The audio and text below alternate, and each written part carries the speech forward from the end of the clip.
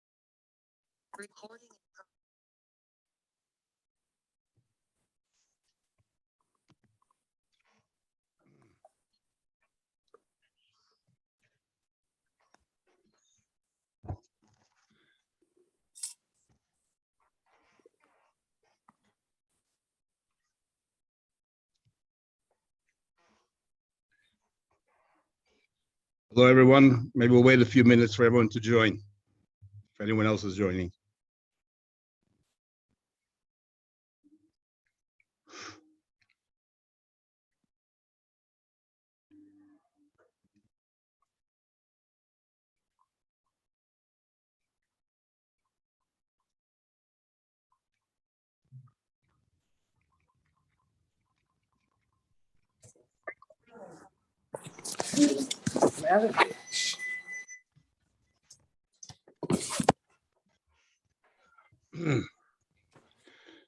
Okay.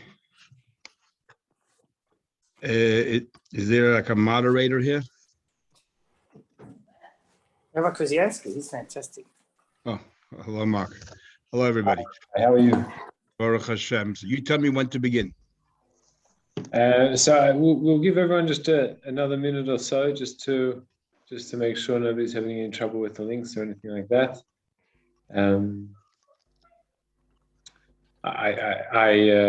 For those who've already joined us, I don't think Rabbi Kuznansky needs any introduction, I'm sure, to any of you. But just in the off chance that some of you don't know Rabbi Kuznansky, in addition to being the rabbi of the Or Chadash Kila in Corfield Shul, Rabbi Kuznansky is one of the leading Talmidei Chachamim here in Melbourne, and we're truly lucky to have him, Rabbi, to have you join us today for the Lunch and Learn. Thank you very much for taking of your time. We know you're very busy, but we thank you for taking your time. No, I'm going to. And appreciate the opportunity to learn a bit from you today as well. So I think we'll hand over to you and let you take it away. Thank you very much. Thank you, Mark. It was worth coming on just to hear that wonderful introduction. Maybe I should stop while I'm ahead. I thought that today we should, I thought we'll talk one aspect of halacha regarding Shabbos, and then some, if there's time, some tidbits on the Parsha.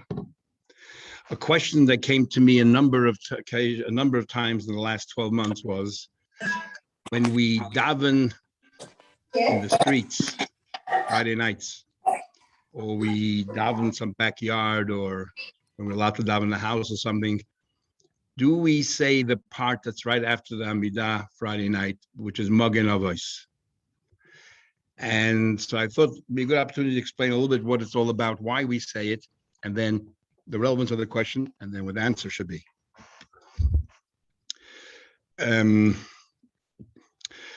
Friday night davening Kabbalat Shabbat is right after. Well, in the Amidah itself, we say, besides about Shabbat, we say Vayechulu. Immediately after the Amidah, we repeat the Vayechulu again. And then the Chazan says a bracha, and then we say Magen Avos or Magen Avot, and then that's known as Me'ein Sheva. What is that all about? First of all, why do we say Vayechulu 3 times? We say Vayechulu in Amidah, we say Vayechulu again after the Amidah, and then we go home by Kiddush, we say Vayechulu a 3rd time. Why do we say it 3 times? So the first time we say Amidah because it's Shabbat, and we are testifying to the fact that Hashem created the world and he rested on the 7th day.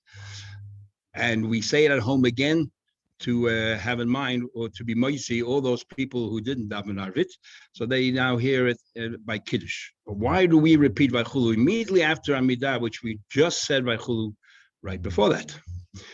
And the reason is, and it's a very strange reason, it's a very rare reason that we use in halacha, and that is that there are certain times that we do not say Vayechulu and Amidah Friday night. When is that? When Yom Tov falls out on Shabbat, Friday night, we say a different Amidah altogether. We say Vatitan Lanu instead of saying Vayechulu. And because we missed out Vayechulu, we decided to say Vayechulu after the Amidah. And because of Yom Tov, it falls out on Shabbat. You say Vayechulu, we decided, you know what? Every single Friday night, we're going to say Vayechulu. Very, very interesting halacha, because we never find a case where the majority follows the minority. How often does it happen that Yom Tov falls out on Shabbat? First of all, a number of years it never happens at all. And even when it does happen, it would happen most 3 times a year. You know, if Rosh Hashanah, then the first day Sukkot, then the first day is the last day Sukkot, fall out on Friday night. That's it. So you, because of perhaps 3 times a year, once every couple of years, we won't say Vayechulu, we'll miss it out. So therefore we say Vayechulu that Motzei Shabbos. We decide, you know what? We are going to say Vayechulu every single Friday night, 52 weeks a year, every single year. But that is how it is. So after the Vayechulu, we have a special prayer known as Me'ein Sheva. We say Magen Avot or Me'ein Sheva. Me'ein Sheva means similar to the 7. What is that all about? Why do we say it? Where did it come from? Me'ein Sheva means as follows. If you look closely at the words of Magen Avot, you'll notice that the words are all familiar, because they're like excerpts of the Amidah. It's an abbreviated form of the Amidah. So Magen Avot is the first blessing, Magen Avram, and the Mechayim Meitim, and then say Kel HaKadosh. Everything that we say in Amidah is basically encapsulated in the Magen Avot, and it's a bridge form of the Amidah. So why in the world do we do it? We just said the Amidah. So if we just said the Amidah, why would we then do a bridge form of that? In fact, we have a concept called Me'ein Shmoina Esrei. It's called Tefillah Tzara. If somebody is in the old days, if somebody didn't have the time and have the ability to daven the full Amidah, there was a 1 paragraph that you were able to say that basically encapsulated the entire Amidah. Is Me'ein Shmoina Esrei. It is similar to the 18 blessings. So here we have a blessing which is Me'ein Sheva. similar to the 7 blessings. So what was the point of it? We just davened Amidah. Why do we say Magen Avot at all? The reason why we say Magen Avot is because, as Rashi explains in the Gemara Shabbat on page Chavdalad B, 24b, Chavdalad B, Rashi says over there, based on the Gemara, that the synagogues in those days were all camped outside of the town, outside the environs of the city. And by the time they finished Arvit, it was late, it was dark, and some people would come late to shul, depending, when they got finished getting ready for Shabbat.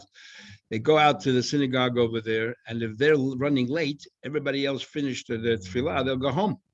And these few stragglers will have to go home on their own. And it's quite dangerous. It's a sakana. Hence, we decided to add a prayer after Shemona Esrei called Magen Avos, Ein Sheva. And the chazan then sings a little bit, takes a few extra minutes, and that should be sufficient time for anyone who came late to shul that they can catch up and go home together. And why is it Me'ein Sheva? Because it goes a step further. If this person came so late to shul that doesn't have time to daven the entire Amidah and still catch up with everybody else, can skip over the Amidah and just do the Me'ein Sheva. And that is tantamount to davening, to saying the whole Amidah. And because the Chazan begins with Baruch Atah Hashem and leads straight into Magen Avos. In fact, we don't answer Amen between the Baruch Atah Hashem and Magen Avos. It's all one long thing. That was the reason why we have this Magen Avos. So why don't we do this every night of the week? Why only on Friday nights? The simple answer is because during the week, you can always carry with you a torch, a light, so that even though you might be alone, you can see your way back. But on Friday night, you can't. So therefore, only on Friday night, we have Magen Avos. That's why even Yom Tov by night, we don't have Magen Avos because we're not worried at all that you're scared. You have a torch. The only time that we don't say Magen Avos is if Pesach falls out on Friday night. We don't say Magen Avos. And the reason is we're not worried. The first night of Pesach is known as Leil Shimurim, the night that we are protected. And because that is the night that we are protected, we are not worried at all of any danger, so of imminent danger. So even the stragglers, they can go home on their own. So they don't say Magen Avos. See clearly from here, there was a specific reason why Magen Avos was made. And during the week, because of the torch, they're able to, take care of themselves. But in truth, during the week as well, we did add a part to davening, and that is prior to Shemona Esrei. As you know, there are different nusachs. In Nusach Ashkenaz, before Amidah in Mariv, you say Baruch Hashem La'olam Amen Amen. In Nusach Sfard, you don't say it. What is this Baruch Hashem La'olam Amen Amen? Where does it come from? Why do we say it?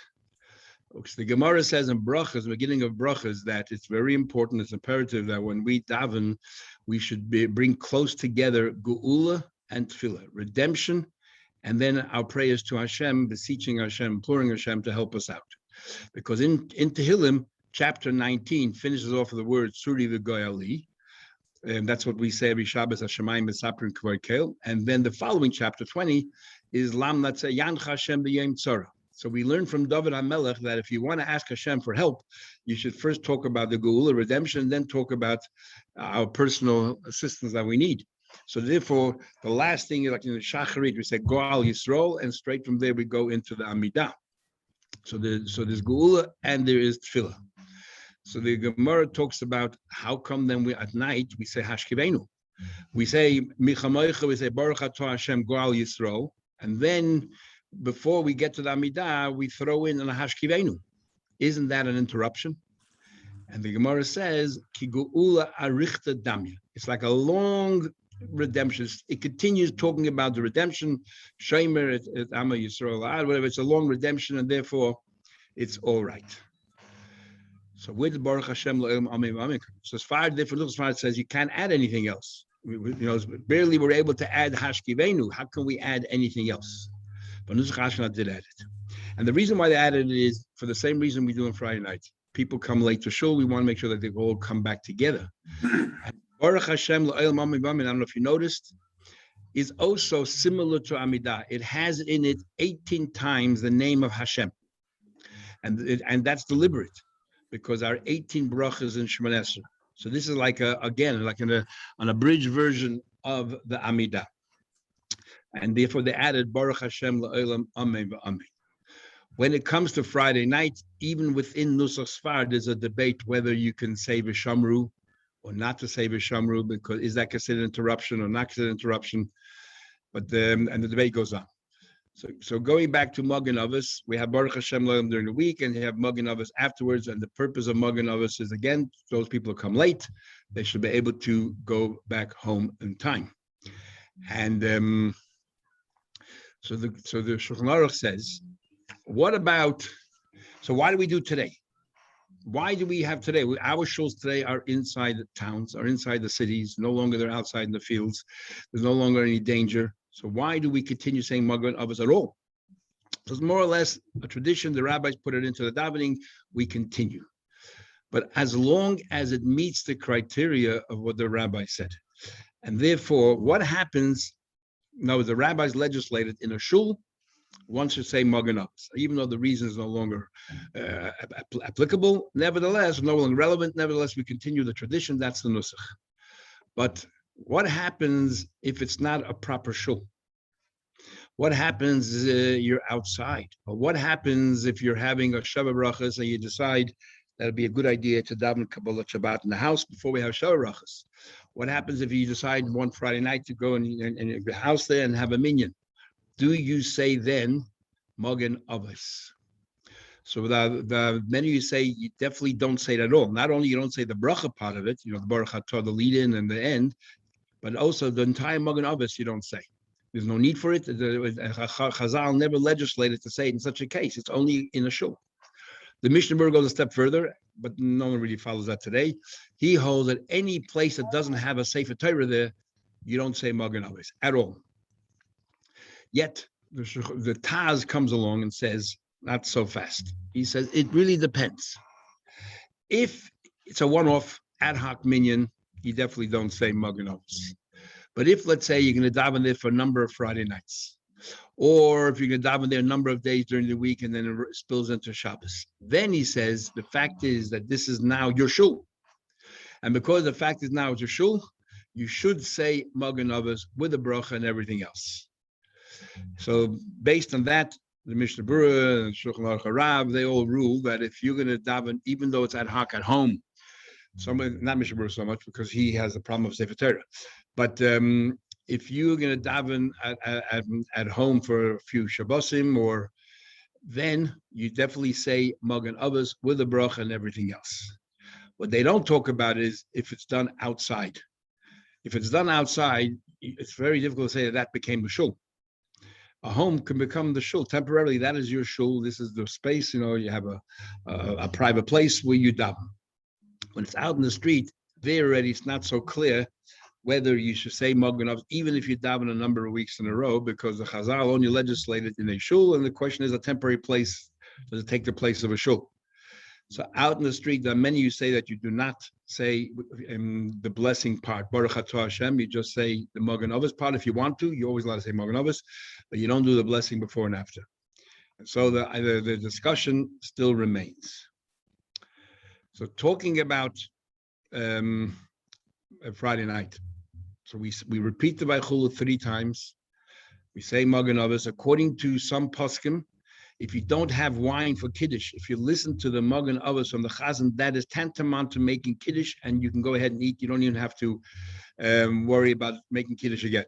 Talking about if you have no access to wine, you can rely on that for Kiddush. So when we come home, we say Vaychulu again, but before we do that, we say Shalom Aleichem. That's universal. Everybody says Shalom Aleichem before we sit down to make before we sit down for the Suda, before we make Kiddush. And don't know you ever wondered where in the world did this prayer Shalom Aleichem come from? You look in the Rishonim, you won't find it there. It doesn't exist. Who wrote it? Where did it come from? And why do we say it? So all we know is that in the times of the Arizal, the Ari in Sfas, it was composed. We don't know who wrote it, but it became universally accepted. But there are a number of Rabbanan who actually were against the entire idea of Shalom Aleichem. The Chassam Sofer would not say Shalom Aleichem at all, according to Minhagis and Chassam Sofer. Because he argues, he says, what right do we have to say to Malachim when we're like next to Kinnaveh, Shalom Aleichem, come inside? Who do you think we are? Are we on that level that we can address the Malachim directly? The Gemara says, the idea of Shalom Aleichem is, the Gemara says that there are two Malachim that escort every person throughout the week.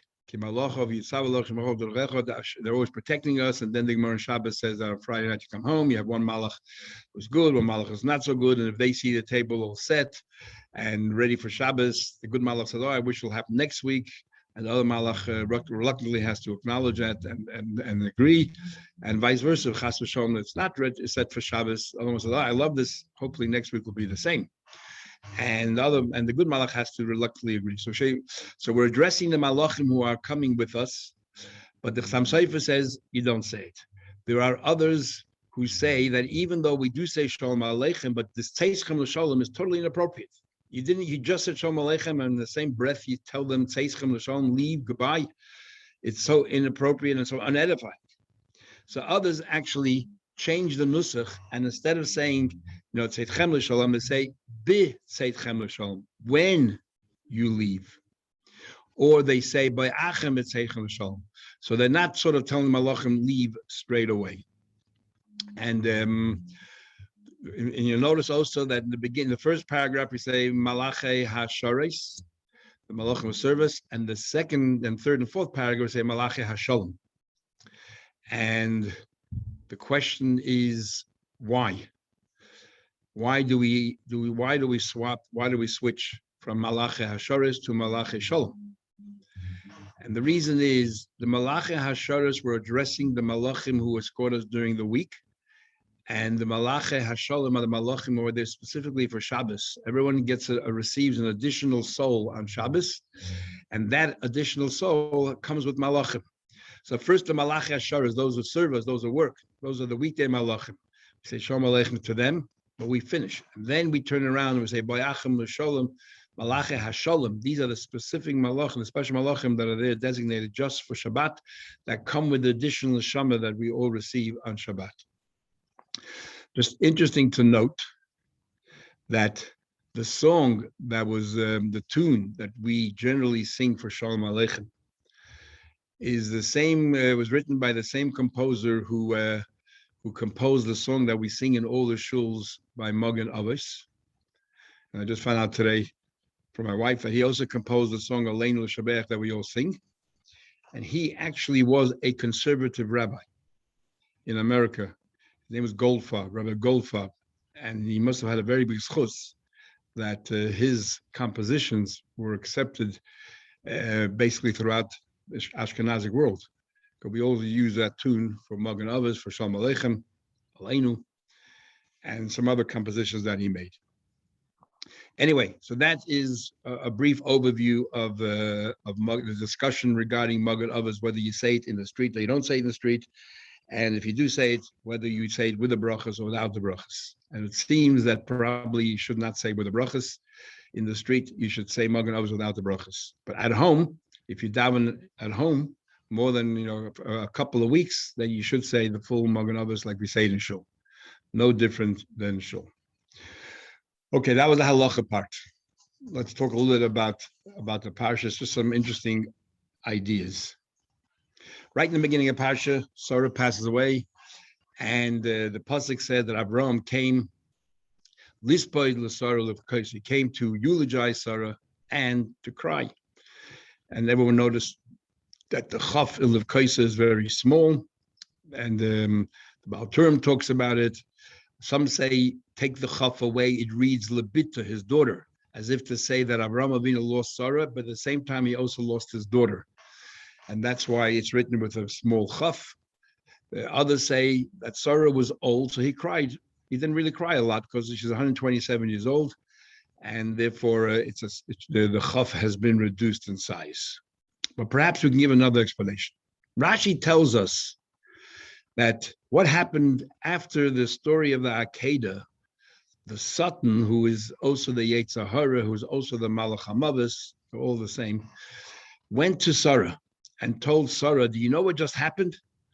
Avram just tried to kill Yitzchak. When she heard that, she had a massive heart attack and she passed away. That's what we are told in Rashi. Now you have to wonder, for what purpose would the Yetzer Hara, the Satan Malach HaMavos, go and tell Sarah and fabricate the story as if to say that Avram did it? What purpose? The role of the Yetzer Hara is, before we do a mitzvah, to try to prevent us, try to dissuade us from doing a mitzvah. That's the role of the Satan. In fact, the Gemara Babasha says that Satan upnina l'shem shemayim niskabel. The Satan is not bad. That's the Satan's job. The Satan's job is to be a prosecutor, to entice us, and then eventually be also the hanging person, so the executioner. But the Satan l'shem shemayim. In fact, it says in this forum, if a person commits a sin, afterwards has pangs of guilt, that guilt is not coming from the Yetzer Tov, it's actually coming from the Yetzer Hara.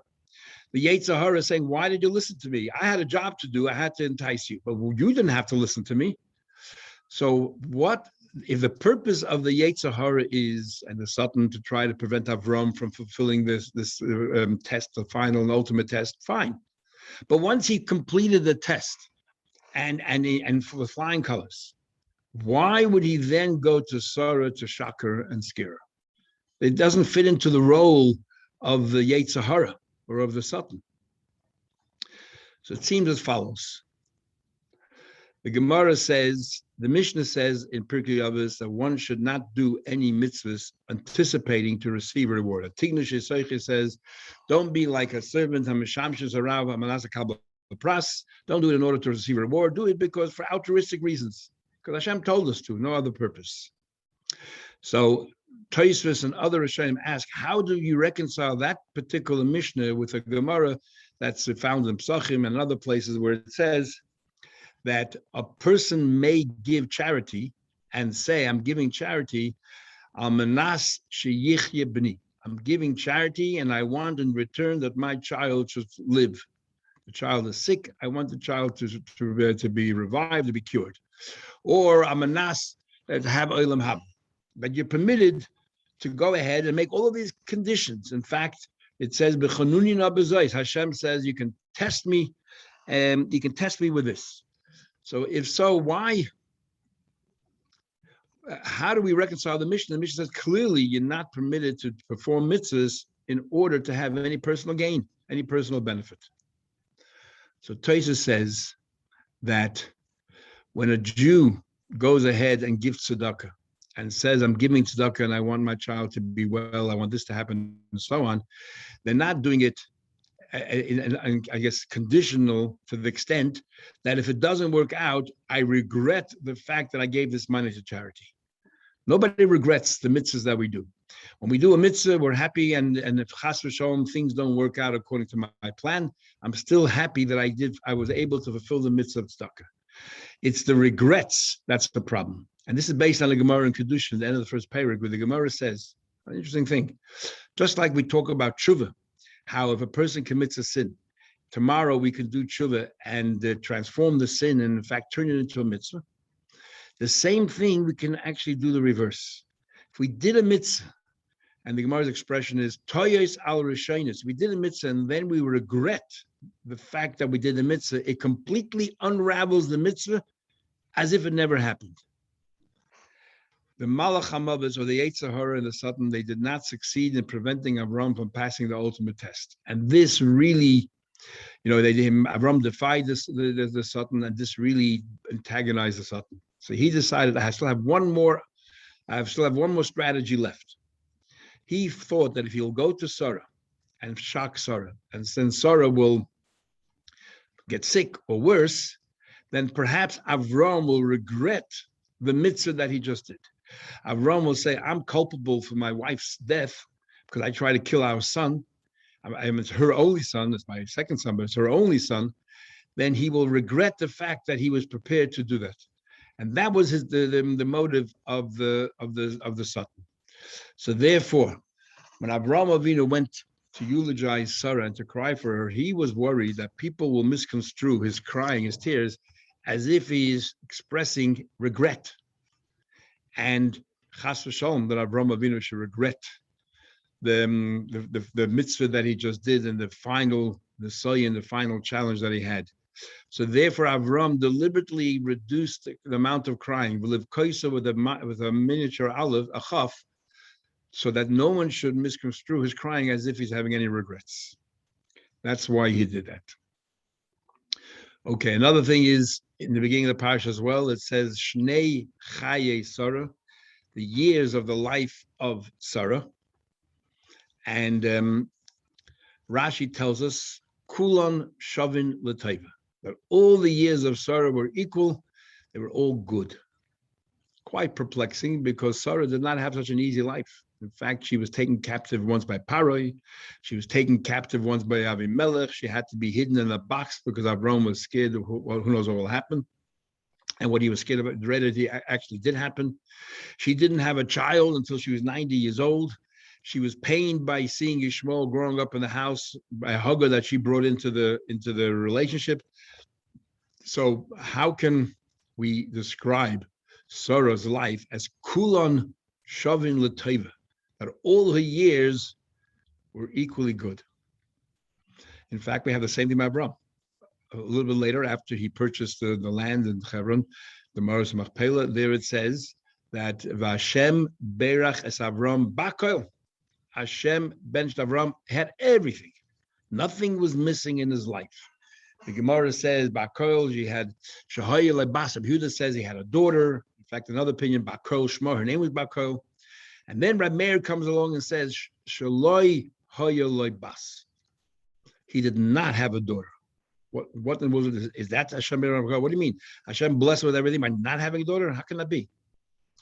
So the simple shot is Avram saw how difficult it is to find a match for Yitzchak, and unfortunately, Rivka, who was a righteous woman, existed, but there was no righteous men around, and therefore, if he had a daughter, he would have to find a shidduch. He didn't know where to turn, so therefore, he felt good. But nevertheless, to say that Hashem Be'eram HaKol, he didn't have a daughter, he didn't fulfill the mitzvah Puravu, which is to have at least a boy and a girl, and not only that, at what juncture in his life does it say Hashem Be'eram HaKol? His wife just passed away, and not only his wife passed away, he was partially responsible in a way, in a roundabout way. And then he had a 40-year-old son sitting at home who needs a shidduch, and he's out there, and he's very limited. The scope is very limited of where the pool of women that are nashim tzidkanias. So Avram found it very difficult. In fact, the Rambam writes in a letter that the reason why his hair turned gray so early in his life is because he had 3 daughters and he had to marry them off, and he was finding it difficult to find shidduchim that was suitable for them, for their stature. So Avram had it very difficult. And so what do you mean? At that point, you say Hashem Be'eram HaKol? If you would have waited until after Yitzchak got married to Rivka and everything was settled down, maybe then you could have said Hashem Be'eram HaKol. But not now, when Sarah just passed away, and he needs a shidduch for Yitzchak, and he was extremely concerned and worried. Will he find the right shidduch? So in fact, that's exactly what the pshat is. That Sarah and Avram were so unique, and they were so special, that they were satisfied, they were content with their lot, no matter, regardless of what it was. And all of our vicissitudes in life didn't make a difference to them. As long as they felt they trusted in Hashem, whatever happens is in the hands of Hashem. Good or bad, it doesn't matter. And that's what we say by Sarah. Kul and Shavat, she felt that it was all good. If that's what Hashem wanted, then it's good. And Avram the same thing. Even though anybody else who would look in from the outside would say, what? You just lost your wife. You have a 40-year-old son. You have to marry off. Avram felt Avram felt that's what Hashem wants. That's all good. That's all good. And in fact, there was once a discussion between Rabbi Levi Yitzchak Badishev and the first Lubavitch Rebbe, the Alter Rebbe, and they had a discussion. Rabbi Levi Yitzchak Badishev said, if I was God, if I was Hashem, I would do everything differently. I would make all the poor rich. I would make all the sick healthy. I would make all those who have difficulties getting married to be married. And then he went through every single possible problem and ailment in the world, and he would say he would reverse everything and make everything perfect. And then he turned to the Alter Rebbe and said, what would you do? The Alter Rebbe said, well, if I was Hashem, I would do exactly what he's doing right now. Because I'm sure Hashem knows what to do. Hashem is doing the right thing. So that's what it means, Kul and Shav and L'Teva, or Hashem Ben Rabakol, because they were happy and accepting whatever their lot, whatever their destiny is. That's what it is, whatever it is, and they're prepared to live with it. Talking about Sarah and Yishmael and everything else, in the last week's Parsha, it's actually very difficult to understand what happened when Sarah was barren, didn't have any children. It was her idea. She conceived the idea. She turned around to Avram and said, Avram, we have a maid called Hagar. Why don't you marry Hagar as well? And hopefully you'll have children. So it was Sarah's idea. And Avram acquiesced. He said, okay, if that's what you want, that'll make you happy. I'm prepared to go ahead with it. Fine. Then what happens? She conceives. She has Ishmael. And Sarah is fuming. She turns to Avram. She says, Chamasi alecha. I am so angry with you. And he said, Yishpar Hashem beini benecha. Hashem should judge between me and you, because you now accepted her and you have a child. What does she want from Avram? It was her suggestion that Avram should marry her. And the purpose was to have a child. It's exactly what happened. He married her, had a child, and then Sarah couldn't take it. Anybody else you can understand. They were envious and jealous, even though they had that idea. They didn't really mean it. They just said it. But we're talking about Sarah here. Sarah is a very special woman. Hashem said, whatever Sarah says, Shema b'koila. She knows exactly what to say, what the right thing to do. In fact, just to digress for a minute, I once heard there was a whole discussion about Samson followed Hirsch's policy of Torah im derech eretz. So it was quite revolutionary at the time of studying Torah and then also studying in secular studies, and it was quite revolutionary at that time.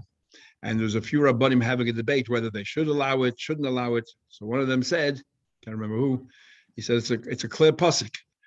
Whatever Sarah says, listen to her voice. And the word Sarah is an abbreviation, Samson Rafal Hirsch.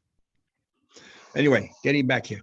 So what is Sarah's argument with Avram? So it's a beautiful pshat based on Kabbalah. The Gemara Menachos says that Hashem created the world to come with the letter Yud, and with the letter Hey, he created this world. So the letter Hey from Yud K Vav K from Hashem's name created this world. So Yud created Olam Haba, and with the K he created Olam Haza, this particular world. So if you look, and you'll see that Leah, for example, had a Hey in her name, so she was able to have children. Rachel did not have a Hey in her name, and therefore she was barren. Then when it came to have them, they had their maids, Bilhah and Zilpah. Bilhah, who was the older one, was given to Rachel, and Zilpah was the younger one, was given to Leah. And the reason for that is Leah didn't really need additional hay, so she had Zilpah, who had one hay. Zilpah can have her own children. Rachel, Bilhah can have her own children because she has a hay, but Rachel wanted also the other hay from her name so that she can use it to have children. So therefore she got Bilhah, had two hays in her name, and Bilhah was her maid. Therefore she had control over it. So one of the hays went towards Rachel, and he was able to have two children, and the other hay remained with Bilhah. So the hay is very important. Then what happened was by Sarah, Hashem said, Sarah, your name is Sarai. I'm going to have to change it from Sarai to Sarah in order for you to have children. And Hashem told Avraham, your name is Avram, but I'm going to change it to Avraham. So now you can have children. So it was the letter Hey that was added to their names so they can have children. So what was Sarah's idea to Avram was, this is before her name was changed, her name was Sarai. She did not have a Hey.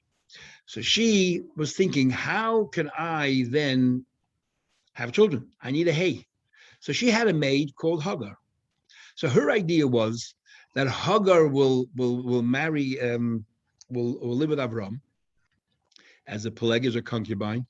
And since she is still the maid of Sarah, Sarah will then own her. Now that she's involved in this relationship, the hay from Hagar has a hay in it, will move over to Sarai so that she have children. So her idea was that ultimately that Sarah will be the one to have the child because she will own the hay that's involved in this relationship. But what actually happened was Avram married Hagar outright. And when you marry a maid outright, she becomes free. So Hagar now is no longer the maid of Sarah. And because Hagar is no longer the maid of Sarah, Sarah no longer had control over the letter Hey.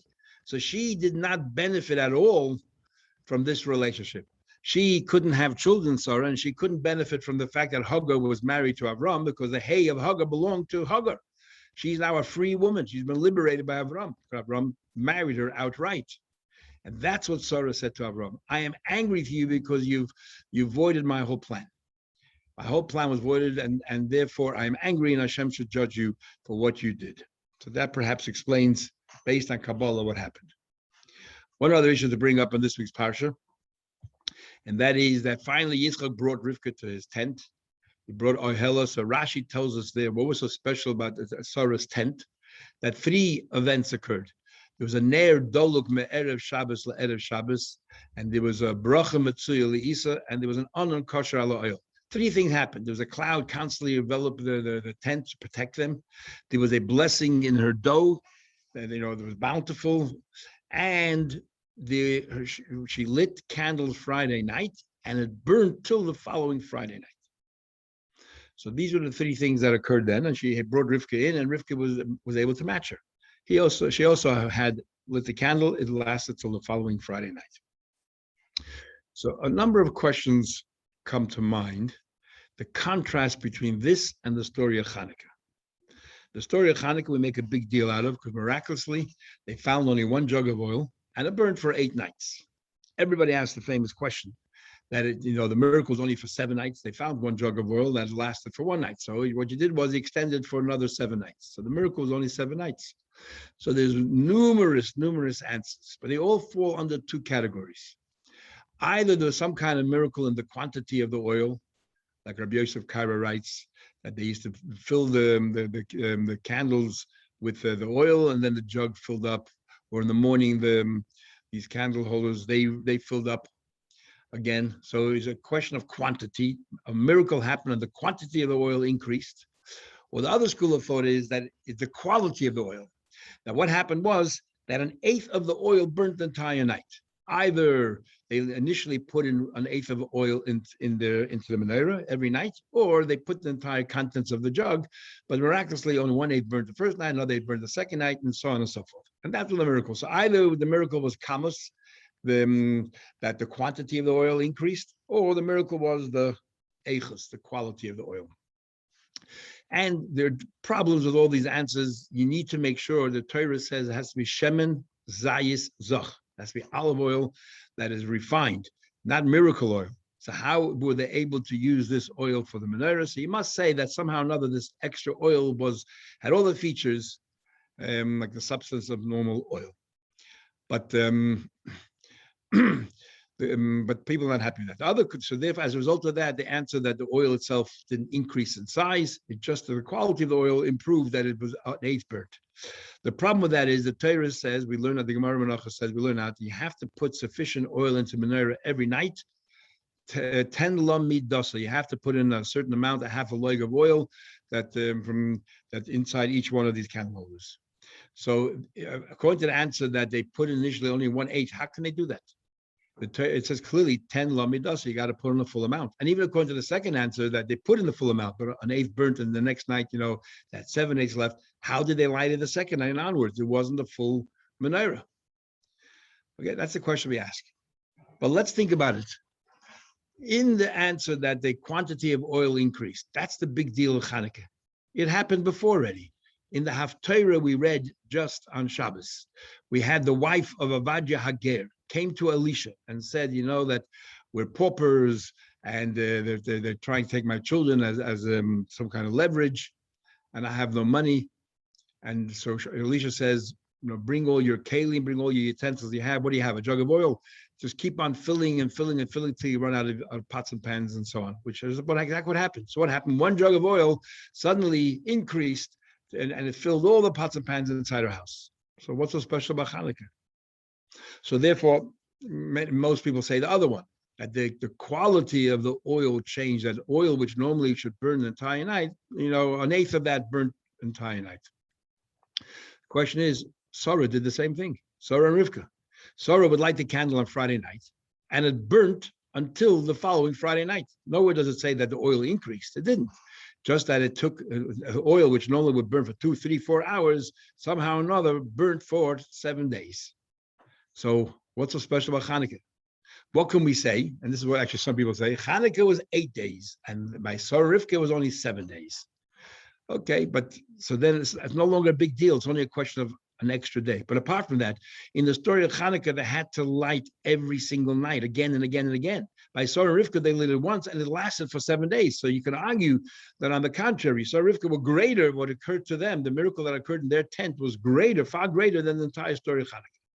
So what happened Hanukkah? What's the big deal of Hanukkah when we already have a precedent for it in this week's Parsha? So the answer must be based on a Rashba. The Rashba says there's a concept known as Nimna Hanimnois. You have a finite level of Hashem, you have the infinite level of Hashem, and then you have the fusion of both. Like example he gives, we cannot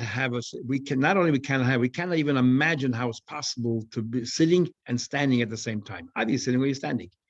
But Hashem, there's nothing that's impossible. Hashem can sit, Hashem can stand at the same time. As difficult as it is for us to conceive, that's how it is. In fact, what we do have is the Gemara.